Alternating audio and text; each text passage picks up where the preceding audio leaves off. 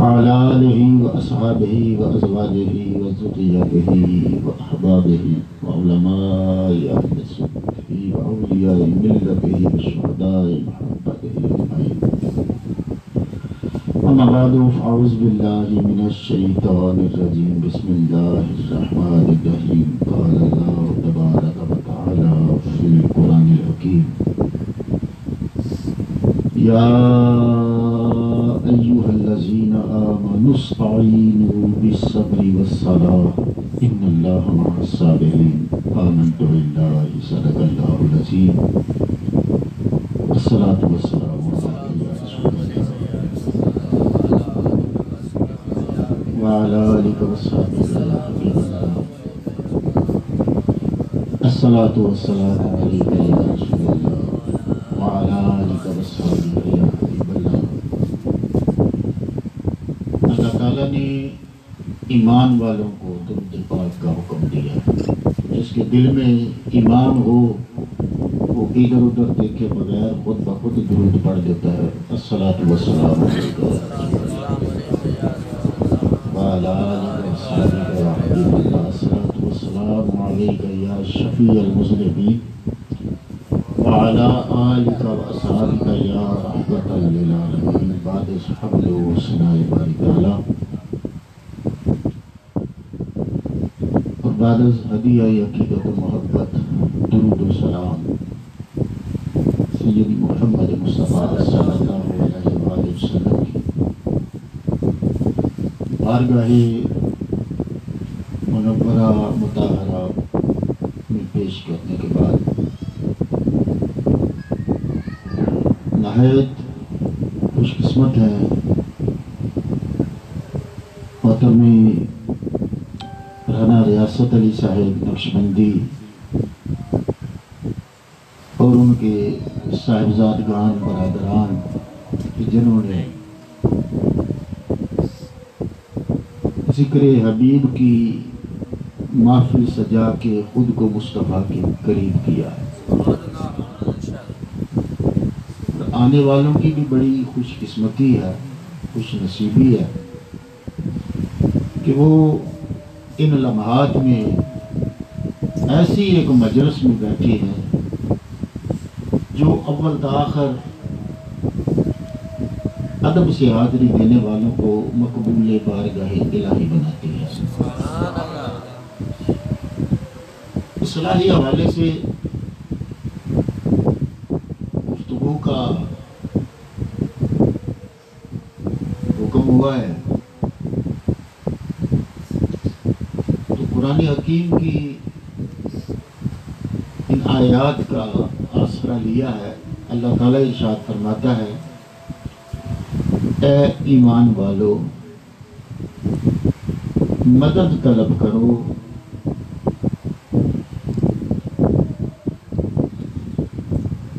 صبر سے اور نماز سے، اور بے شک اللہ صبر کرنے والوں کے ساتھ ہے. اللہ تعالیٰ کا ساتھ سب سے بڑا انعام ہے. اس سے بڑھ کر اگر کوئی انسان یہ سوچے کہ کوئی خوش قسمتی ہو سکتی ہے، خوش بختی ہو سکتی ہے، تو اللہ کی عزت کی قسم اس سے بڑھ کر کوئی خوش قسمتی نہیں ہو سکتی کہ اللہ تعالیٰ اپنا کسی کو ساتھ میسر فرما دے. اب اللہ تعالیٰ کا ساتھ حاصل کرنا آسان کام نہیں ہے. ابتدا سے پڑھتا ہوں: یا ایھا الذین آمنو، اے ایمان والو، استعینوا، مدد طلب کرو، بالصبر، صبر سے، والصلاۃ، اور نماز سے. اے ایمان والو، گویا اللہ تعالیٰ نے خاصہ بتایا ہے ان لوگوں کا کہ جن کے دل میں ایمان کا نور موجود ہے. وہ جو ایمان کی روشنی میں زندگی بسر کر رہے ہیں، ان کو رب کائنات نے ارشاد فرمایا مدد طلب کرو، استعانت طلب کرو، بالصبر، صبر سے۔ اب دیکھنا یہ کہ اللہ تعالیٰ کا ساتھ میسر کیسے آتا ہے۔ اللہ تعالیٰ نے دو چیزیں بیان فرمائی، بالصبر والصلاۃ۔ کتنی؟ دو، ایک صبر اور ایک نماز۔ رب کریم نے ارشاد فرمایا صبر سے مدد مانگو اور نماز سے۔ اب صبر بذات خود کسی ایک عمل کا نتیجہ ہے، اور وہ عمل ہے کوئی تکلیف، کوئی دکھ، کوئی پریشانی، کوئی رنج، کوئی مصیبت، کسی کا جدا ہو جانا، ہمیشہ کے لیے بچھڑ جانا، یہ ساری کفیات ہیں۔ اس میں بیماری بھی آتی ہے۔ یہ ساری کفیات جو ہیں ان پر صبر کیا جائے تو اللہ تعالیٰ اپنی معیت عطا فرماتا ہے، اپنا ساتھ عطا فرماتا ہے۔ اسی لیے رب کائنات نے ارشاد فرمایا کہ مدد طلب کرو صبر سے، پھر فرمایا اور نماز سے۔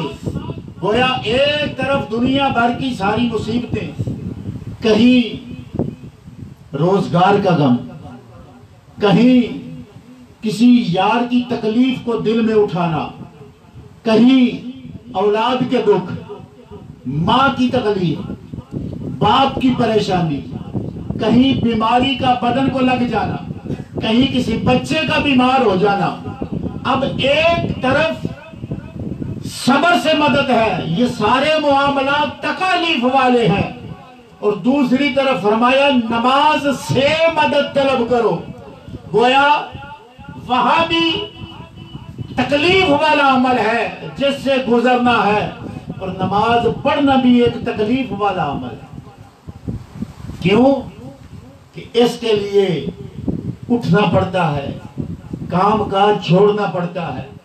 یاروں کی مجلس سے اٹھنے کو جی نہیں چاہتا، لیکن حی علی الصلاۃ کی آواز جب کان میں آتی ہے اس مجلس کو چھوڑنا پڑتا ہے، دنیا کی ہر رنگینی کو چھوڑنا پڑتا ہے، اور سارے معاملات زندگی کو بالائے طاق رکھ کر اللہ تعالیٰ کی بارگاہ میں جا کے سر رکھنا پڑتا ہے۔ اللہ اس طرح بندے کو ملتا ہے۔ نماز کوئی آسان کام نہیں ہے۔ نماز اپنے نفس کو مارنے کا نام ہے۔ نماز اپنے آپ کو تکلیف میں ڈال کر پھر حضوری پانے کا نام ہے۔ دیکھیے حضور کی معراج، سرکار دو عالم صلی اللہ علیہ وآلہ وسلم کو اللہ نے جو معراج کروائی، تو کیا اس سے پہلے حضور کی ساری زندگی بڑی خوشی سے گزری ہے؟ حضور امتحانوں سے گزرے، کتنے سال شیب ابی طالب میں حضور رہے ہیں، کتنے سال آج تو حضور کے نام پر ہم لنگر کھاتے ہیں اور نعرے لگاتے ہیں۔ ذرا کردار مصطفیٰ تو دیکھو کہ حضور نے کتنے سال پانی میں ابال ابال کر چمڑے کا پانی پیا،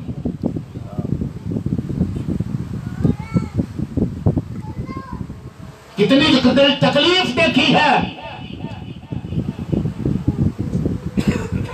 مکہ مکرمہ کے قریب اس گھاٹی میں رہ کر جہاں حضور کو نظر بند کیا گیا کہ آپ اس جگہ سے کہیں آگے پیچھے نہیں جا سکتے، ایسے میں گھر سے نکالا، اس گھاٹی میں رکھا۔ آپ کی صاحبزادی ساتھ ہیں، گھر والے ساتھ ہیں، کتنی سختی حضور نے اٹھائی ہے۔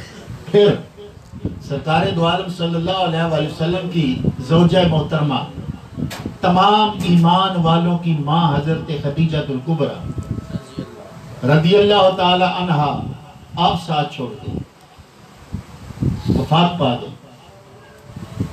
پھر حضور علیہ الصلوۃ والسلام کے کندھے سے کندھا ملا کر سرکار دو عالم کی ہر لحاظ سے خدمت کرنے والے آپ کے پیارے چچا حضرت ابو طالب آپ ساتھ چھوڑ گئے۔ اب آپ غور کریں، یہ سارے معاملات، اتنی سختیاں، پھر اس گھاٹی سے باہر نکلنا ہوا، پھر حضور پر اور سختیاں بڑھی، رستے میں کانٹے بچھائے جا رہے ہیں، گریبان سے پکڑ کر کھینچا جا رہا ہے، گلے میں کپڑا ڈال کر لپیٹے دیے جا رہے ہیں۔ اور طائف کا سفر تو آپ کو یاد ہے، اتنا کائنات کا قیمتی ترین خون کہ ایک صحابی کو نبی کائنات نے پچھنے لگوانے کے بعد کہا کہ کسی جگہ ڈالو، اس صحابی نے نبی پاک کا خون پی لیا۔ حضور نے فرمایا کہاں؟ کہا یا رسول اللہ چھپا کے آیا ہوں، پی کے آیا میں۔ تو حضور نے فرمایا تجھ پر جہنم کی آگ حرام ہو گئی۔ اتنا کائنات کا قیمتی ترین خون، حضور کو پتھر مارے گئے، سر سے خون بہہ رہا ہے، بدن سے خون بہہ رہا ہے، حتیٰ کہ جسم کے ساتھ چلتے چلتے چلتے چلتے آپ کے نالین تک خون آ پہنچا ہے۔ پھر اس سفر میں حضور کے ساتھ کیا کیا ظلم نہیں ہوا۔ شہر بھر کے اوباش لڑکے اللہ کے نبی کے ذات پر آوازیں کس رہے۔ عالم کیا ہے، اختیار کیا ہے؟ بادلوں کا فرشتہ آ گیا، پہاڑوں کا فرشتہ آ گیا، یا رسول اللہ اگر آپ اجازت دیں تو ہم ان پر ایسے طوفان لائیں، بستیاں الٹا دیں، پہاڑ ان کے اوپر گرا دیں۔ لیکن نبی پاک نے کیا فرمایا؟ حضور علیہ الصلوۃ والسلام نے فرمایا کہ میں بد دعا کے لیے نہیں دیا ہے، میں تو دعا کے لیے۔ انا نبی الرحمہ، کہیے سبحان اللہ۔ حضور فرماتے ہیں میں تو رحمت والا نبی ہوں، اور میں ان کے لیے بد دعا نہیں کروں گا۔ لیکن یہ سارے سفر، یہ ساری مصیبتیں، مصائب، ابتلائیں، آزمائشیں جب یہ عروج پر پہنچی تو اللہ نے حضور کو بدلے میں معراج پر بلا لیا۔ جب ساری تکالیف، پریشانیاں اور دکھ اپنی انتہا تک پہنچ گئے تو پھر مصطفیٰ بھی اپنے کمال کی انتہا تک پہنچے۔ صاحبان، معراج سے پہلے کا جو لمحہ ہوتا ہے وہ مصیبت والا ہوتا ہے، تکلیف والا ہوتا ہے، دکھ والا ہوتا ہے۔ اسی لیے جب نماز کے لیے جاتے ہیں، نماز کے لیے اٹھنا بوجھ ہوتا ہے، پریشانی ہوتی ہے، دل میں خیال ہوتا ہے، لیکن طرح طرح کے وساوس ہمیں روکتے ہیں، یہ صبر کھاتے ہیں، اور جو ہی بندہ حالت نماز میں پہلا سانس لیتا ہے اس کی بھی معراج شروع ہو جاتی ہے۔ استعینوا بالصبر، صبر کے حوالے سے میں نے کہا کہ صبر خوشی پر نہیں ہوتا ہے، صبر کے لیے فرحت و انبساط ضروری نہیں ہے۔ صبر کے لیے کیا ضروری ہے؟ پہلے دکھ ہو، تکلیف ہو، بیماری ہو، پریشانی ہو۔ لیکن اللہ ماشاءاللہ ہمارے ہاں ہوتا کیا ہے، کوئی اگر بیمار پڑ جائے پہلے نماز پڑھتا ہے تو بیماری میں نماز چھوڑ دیتا ہے، حالانکہ اللہ فرماتا ہے کہ ایسے میں تو صبر کر اور صبر کے ساتھ نماز پڑھ۔ تو چاہیے یہ کہ اگر دکھ مل جائے، تکلیف مل جائے، پریشانی مل جائے، بیماری آ جائے، نماز معاف ہے؟ نماز بچے کے لیے نہیں ہے، نابالغ کے لیے نہیں ہے، لیکن کہاں سے تربیت ہے کہ جب تیرا بچہ 7 سال کا ہو جائے اس کو نماز پڑھا، اور 10 سال کا ہو جائے اور نہ پڑھے تو اسے سزا دے، اس کو ہلکا پھلکا اس کے کان کھینچ۔ تربیت دیکھیے کہاں سے ہے۔ لیکن ابتدائی بچپن میں نماز فرض نہیں ہے، ابتدائی بچپن میں نماز فرض نہیں ہے، اور بلوغت پر اس کے فرض ہونے کا حکم ہوتا ہے۔ بلوغت کب ہوتی ہے؟ جب کسی کو جوانی کے آثار نظر آئے، سیانے بنے، تب سے نماز فرض ہے۔ اس سے پہلے کی نماز کی پوچھ نہیں ہے، لیکن جو ہی بلوغت کے آثار پیدا ہو جائیں، نشانیاں نظر آ جائیں، تو اب نماز فرض ہے۔ ٹھیک ہو گیا؟ اور اس نماز کے ساتھ کہ جو ہم بلوغت کے بعد پڑھتے ہیں، اسی کی پوچھ گچھ ہے، اسی کا حساب ہے۔ ہم سلوک کیا کرتے ہیں نماز کے ساتھ؟ ہم کیسے اللہ کے غضب سے بچیں گے؟ آج اپنے آپ کو ہم روکتے نہیں ہیں برائی سے، بری مجلس سے، بری محفل سے۔ کہیں جا کے بیٹھ جاؤ، کیا 10-15 منٹ کی گفتگو میں کسی کی زبان سے گالی نکلے گی یا نہیں نکلے گی؟ بولو بولو یار، بد زبانی ہو جائے گی، بد کلامی ہو جائے گی۔ پھر سب سے بڑا عذاب یہ کہ غیبت سننے کو ملے گی اور غیبت کرنے کا موقع ملے گا۔ آپ کی خوش قسمتی ہے جب سے بیٹھے ہوئے ہیں، یا تو اللہ کا ذکر ہو رہا ہے یا اللہ کے رسول پاک صلی اللہ علیہ وآلہ وسلم کا ذکر ہو رہا ہے۔ کبھی ذرا اندر کی آنکھ اللہ کھولے تو دیکھو سب کی کتنوں کی یہاں پیشانیاں چمک رہی ہیں۔ یہ کوئی معمولی محفل ہے؟ صاحبان دیکھیے، دو چیزوں سے مدد کا حکم ہے، ایک صبر سے اور ایک نماز سے۔ آپ گھر میں بیٹھتے ہیں، پھل کھاتے ہیں یا نہیں کھاتے؟ اللہ پاک آپ کے رزق میں اور برکتیں عطا فرمائے، لیکن بتاؤ پھل جو آپ تک پہنچا ہے، اگر وہ کچا ٹوٹ جاتا، آپ نے اسے کھانا تھا؟ نہیں۔ کچا پھل کب کھایا؟ جب وہ پکا۔ کب پھل کھایا؟ جب وہ اور پکا کیسے؟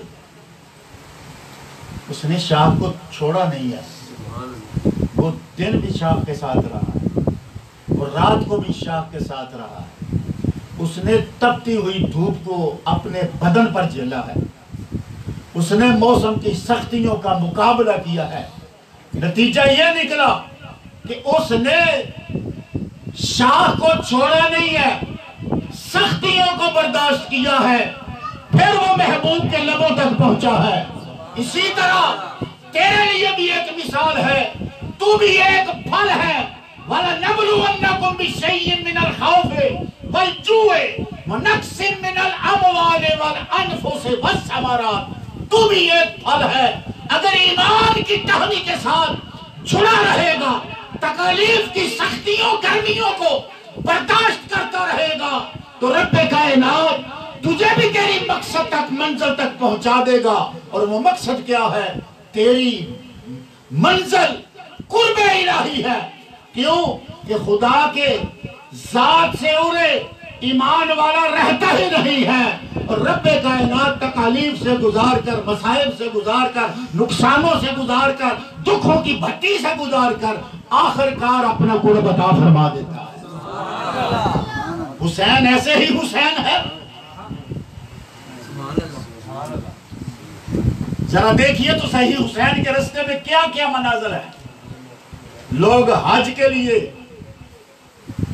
خانہ کعبہ جا رہے ہیں، اور حسین خانہ کعبہ پہنچ کر حج والے کے دین کو بچانے کے لیے کربلا کی طرف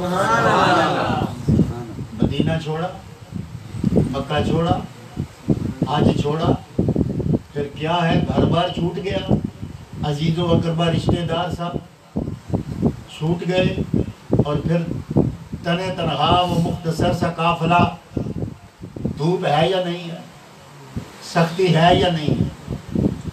گرمیوں میں کبھی شامیانہ لگا کر بیٹھو، تمہارے علاقے میں اتنی گرمی نہیں پڑتی۔ ہاں اگر تپتا ہوا میدان ہو اور وہاں چھوٹا سا خیمہ لگایا جائے تو دن میں خیمے کے نیچے بھی سکون نہیں ہے۔ اب آگے چلیے ذرا، اس مقام پر آئے جہاں امتحان تھا، جس جگہ سے گزرتے ہوئے ایک مرتبہ علی المرتضیٰ نے کہا تھا یہاں میرا بیٹا شہید کیا جائے گا، جس جگہ کی مٹی امام الانبیاء کو جبرائیل دے کے گئے تھے، آج اس امتحان کے لیے امام علی مقام پہنچے ہیں۔ پھر امتحان کیسے نہیں ہوا؟ جو پانی کا گھونٹ نہیں دے رہے تھے کھانا دیا ہوگا؟ بتائیے، نہیں، پانی سے بھی امتحان ہوا ہے، بے وطنی سے بھی امتحان ہوا ہے، گرمی سردی سے بھی امتحان ہوا ہے، غریب اور وطنی سے بھی امتحان ہوا ہے۔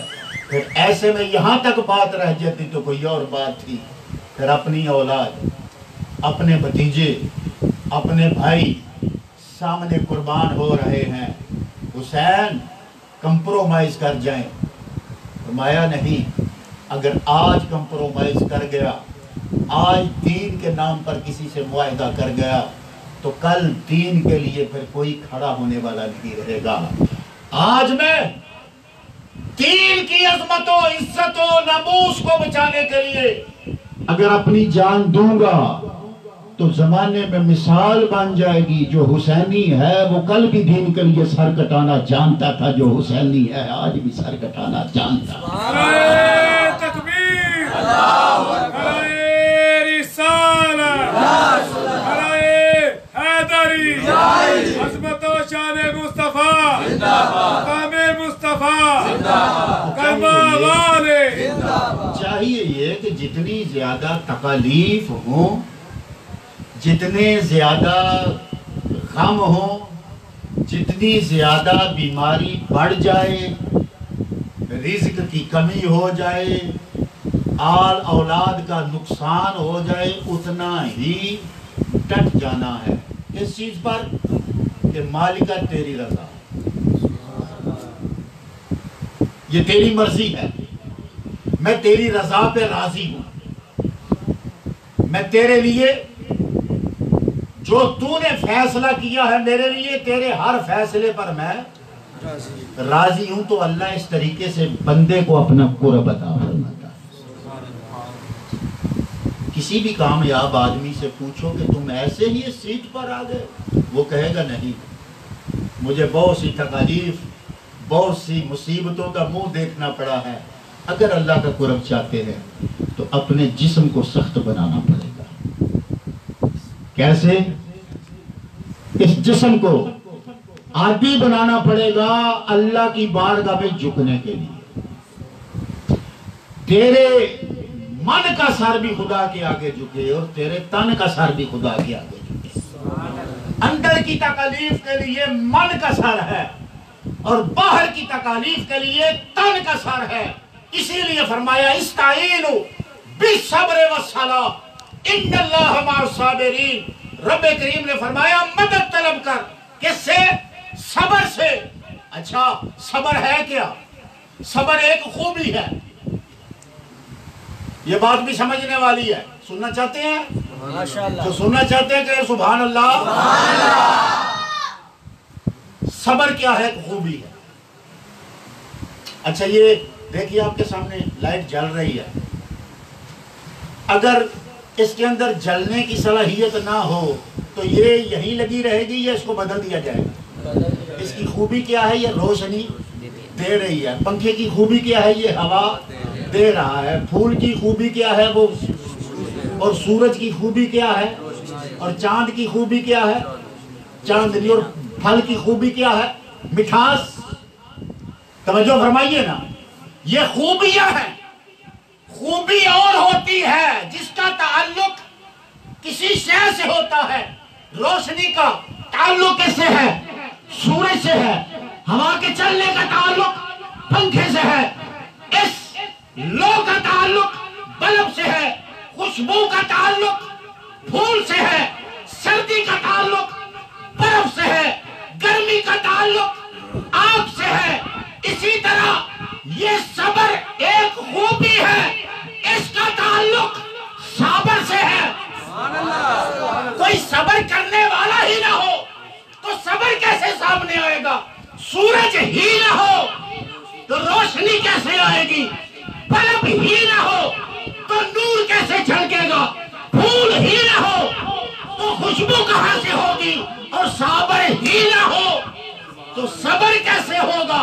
گویا صبر کے مظاہرے کے لیے وجود کا صابر ہونا ضروری ہے۔ میں کہنا یہ چاہتا ہوں کہ اگر کسی کی خوبی وہ مدد کر رہی ہے، خوبی والا مدد کیوں نہیں کر سکتا؟ سبحان اللہ، تکبیر،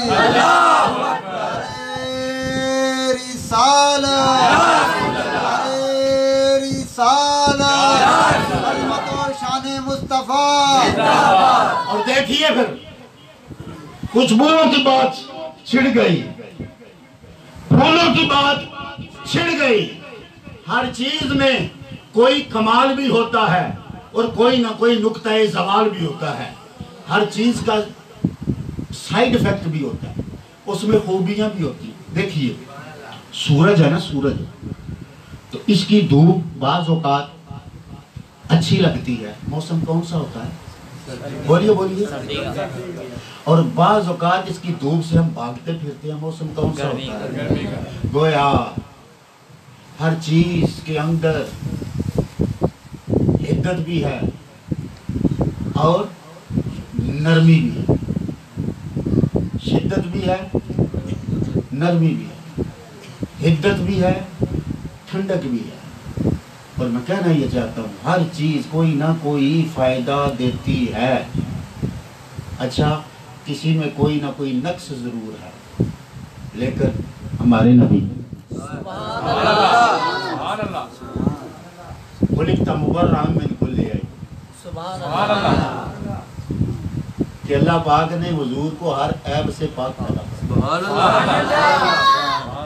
ہر چیز جہاں فائدہ دیتی ہے وہاں پر نقصان بھی دیتی ہے۔ بعض پھول ایسے ہیں جن سے کچھ لوگوں کو پولن الرجی ہو جاتی ہے اور ڈاکٹر ان کو کہتے ہیں کہ اس علاقے سے باہر نکل جاؤ یا اپنے ناک کو ڈھانک کے رکھو۔ ہیں پھول دیتے خوشبو ہیں، لیکن کچھ بیمار ہو جاتے ہیں، کچھ پہ اثر نہیں ہوتا، کچھ اس کی خوشبو کو محسوس کرتے ہیں، کچھ بیمار ہو جاتے ہیں۔ لیکن قربان جاؤ آمنہ کے لال، وہ کمال حسن حضور ہے کہ گمان نقص جہاں نہیں، یہی پھول خار سے دور ہے، یہی شمع ہے کہ دھواں نہیں۔ میں کہنا یہ چاہتا ہوں کہ آپ مصطفیٰ کا دامن پکڑ لے، اگر حضور کا دامن پکڑ لے گا تو حضور کی ذات ایسی ہے، ذات ایسی ہے کہ ان کی نسبت کی وجہ سے رب کائنات تجھے بھی عزتیں عطا فرما دے گا۔ جس طرح پھول سے عرق نکالا جائے تو اگلے کے بدن کو بہکا دیتا ہے، جس طرح پھول پھینس دیتا ہے تو اگلے کے مشام جاں کو زندگی بخش کر دیتا ہے، اس کے حواس کو بڑا ہلکا پھلکا کر دیتا ہے۔ حضور سے بڑھ کے کون فیض دینے والا ہے؟ حضور سے بڑھ کے کون کرم کرنے والا ہے؟ اگر دنیا کی چیزوں سے لطائف مل سکتے ہیں تو اصل لطف حضور کی محبت میں ہے، جو حضور کا ہو جائے، جو حضور کا ہو جائے۔ احباب غور کیجئے، استعینوا بالصبر والصلاۃ، مدد طلب کرو کس سے؟ صبر سے اور نماز سے۔ اچھا اگر صبر سے مدد ہے، نماز سے مدد ہے، اچھا یہ بتائیے اگر نمازی ہی نہ ہو تو نماز ہوگی؟ بولیے، اگر نمازی ہی نہ ہو نماز ہوگی؟ تو نماز ہے نمازی کی وجہ سے، نماز ہے نمازی کی وجہ سے۔ میں کہنا یہ چاہتا ہوں نماز نمازی کی وجہ سے ہے اور صبر صابر کی وجہ سے ہے، صبر صابر کی وجہ سے ہے۔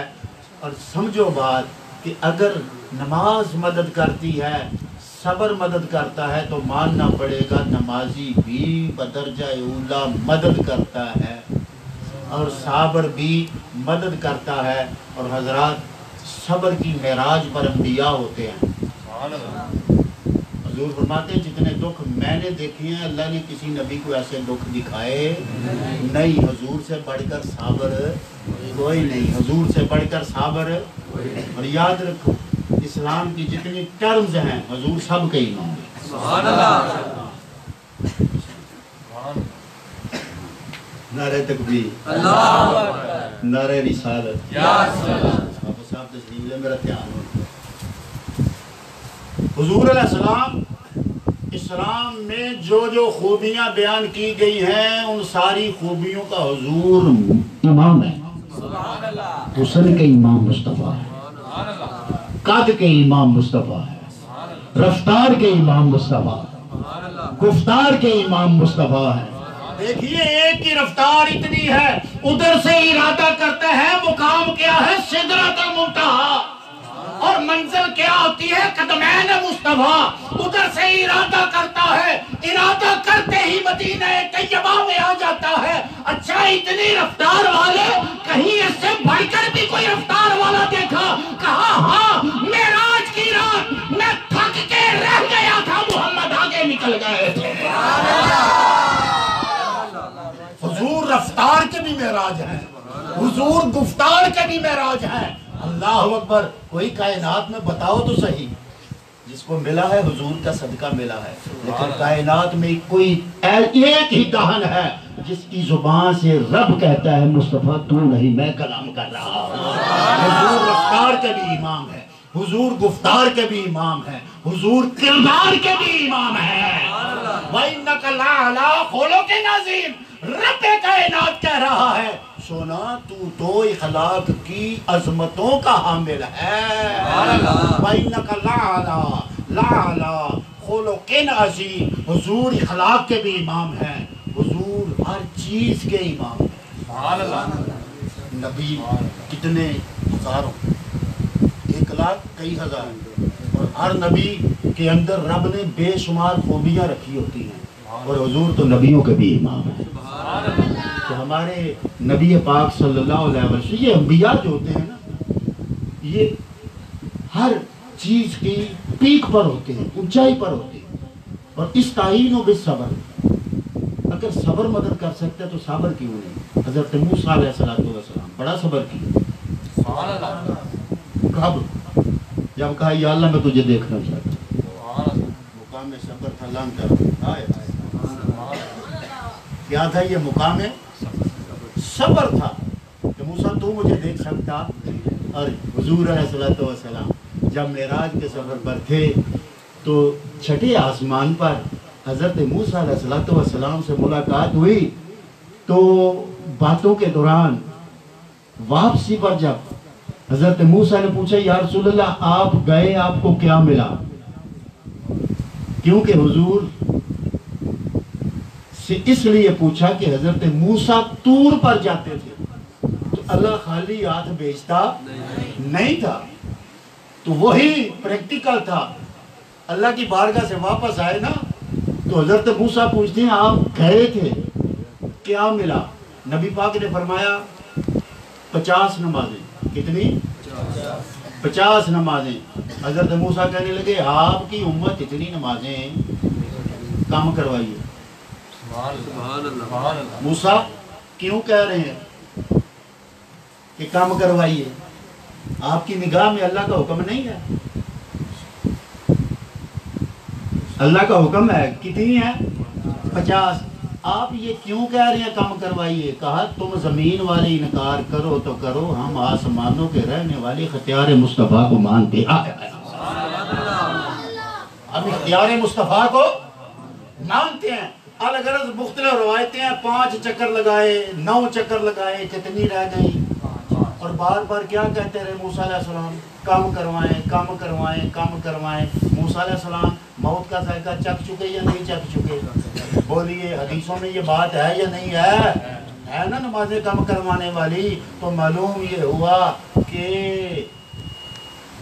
اللہ کے برگزیدہ بندے مرنے کے بعد بھی مدد، بولو مرنے کے بعد بھی مدد کرتے ہیں. وہ گل سمجھ آئی کہ نہیں؟ اللہ کے برگزیدہ بندے مرنے کے بعد بھی مدد کرتے ہیں. اگر نہیں کرتے تو 50 پڑھو، اور اگر مدد کو مانتے ہو تو کتنی رہ گئی ہیں؟